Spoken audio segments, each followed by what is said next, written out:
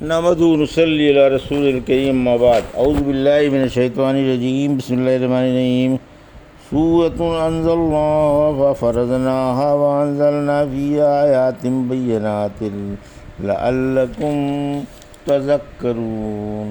الزانیۃ والزانی فاجلدوا کل واحد منہما مئۃ جلدۃ ولا تأخذکم بہما رأفۃ فی دین اللہ ان کنتم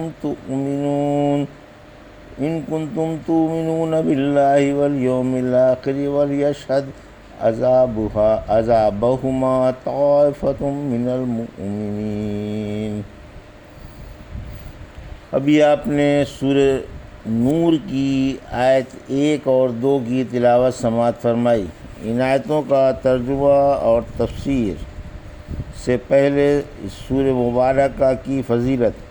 سورہ نور مدینہ طیبہ میں نازل ہوئی۔ یہ باعتبار ترتیب مصحف 24ویں اور باعتبار نزول 102 نمبر کی سورہ ہے۔ اس میں 64 آیتیں اور 9 رکوع ہیں۔ بسم اللہ الرحمن الرحیم۔ سورۃ انزلناها وفرضناها وانزلنا فیہا آیات بینات لعلکم تذکرون۔ آیت 1۔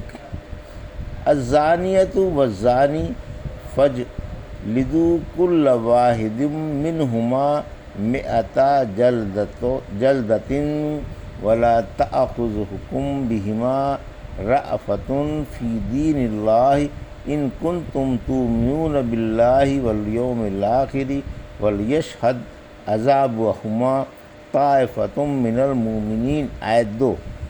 ترجمہ۔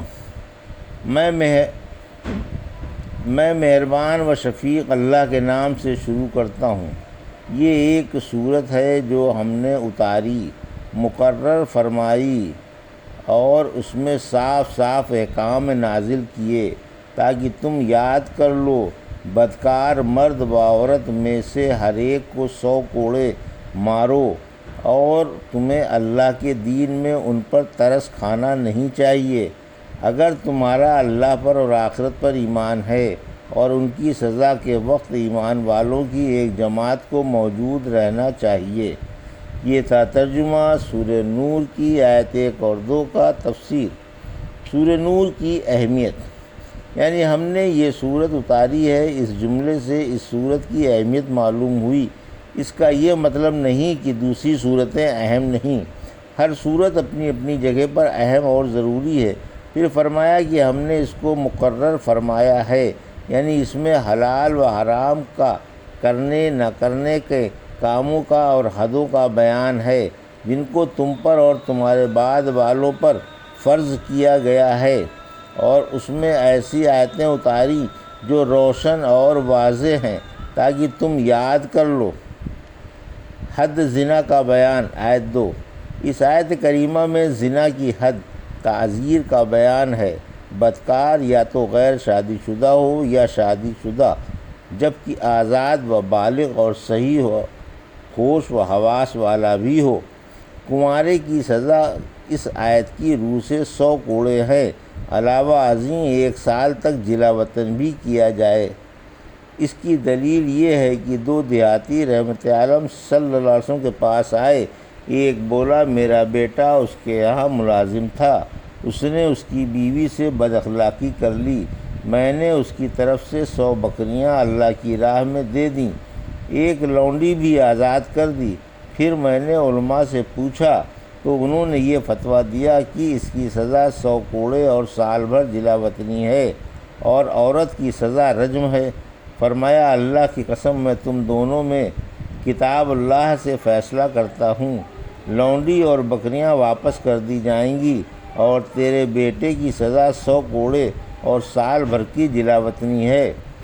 اے انیس، یہ اسلمی شخص تھے، اس کی بیوی کے پاس جا کر پوچھو، اگر وہ اقرار کر لے تو اسے سنسار کر دو۔ چنانچہ صبح کو انیس نے جا کر اس سے پوچھا، اس نے اقرار کر لیا اور سنسار کر دی گئی۔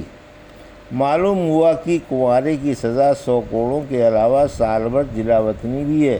اور شادی شدہ کی سزا سنسار کرنا ہے۔ قرآن میں سنسار کرنے کی آیت اتری تھی۔ ایک دفعہ عمر رضی اللہ عنہ نے حمد و صلوات کے بعد فرمایا، لوگو، اللہ نے محمد رسول اللہ صلی اللہ علیہ وسلم کو سچا نبی بنا کر بھیجا اور آپ پر کتاب بھی اتاری، اس میں رجم کی آیت بھی اتری تھی، ہم نے اس کی تلاوت کی ہے اور اسے حفظ بھی کیا ہے۔ آپ نے بھی بدکاروں کو سنسار کیا اور آپ کے بعد ہم نے بھی۔ مجھے ڈر ہے کہ ایک طویل مدت گزر جانے کے بعد کہنے والا یہ نہ کہہ دے کہ قرآن میں رجم کی آیت نہیں، پھر ایک فرد چھوڑنے کی وجہ سے گمراہ ہو جائے۔ لہذا رجم اللہ کی کتاب میں ہے اور برحق ہے۔ جو مرد یا عورت شادی کے بعد بدکاری کا ارتکاب کرے اسے سنسار کیا جائے گا جبکہ بدکاری کا ثبوت ہو یا حمل ظاہر ہو جائے یا اقرار کر لے۔ ایک روایت میں ہے کہ رجم کے بغیر چارہ نہیں۔ اگر مجھے لوگوں کے اعتراض کا ڈر نہ ہوتا تو رجم کی آیت مصحف کے ایک گوشے میں لکھوا دیتا۔ عمر، عبد الرحمن اور فلاں فلاں گواہ ہیں کہ آپ نے رجم کیا اور آپ کے بعد ہم نے بھی۔ بعد میں آنے والے کچھ ایسے لوگ بھی ہوں گے جو رجم کی شفاعت کی، عذاب قبر کی اور جل جانے کے بعد جہنم سے لوگوں کو نکالنے کی تکذیب کریں گے۔ عمر رضی اللہ عنہ فرماتے ہیں، رجم کا انکار کر کے ہلاک نہ ہو جانا۔ رجم والے کو کوڑے نہیں مارے جائیں گے۔ یہ روایت متعدد سندوں سے ثابت ہے، جس سے معلوم ہوا کہ رجم کی آیت لکھی ہوئی تھی، پھر اس کی تلاوت منسوخ ہو گئی اور اس کا حکم باقی رہا جس پر عمل کیا جاتا ہے۔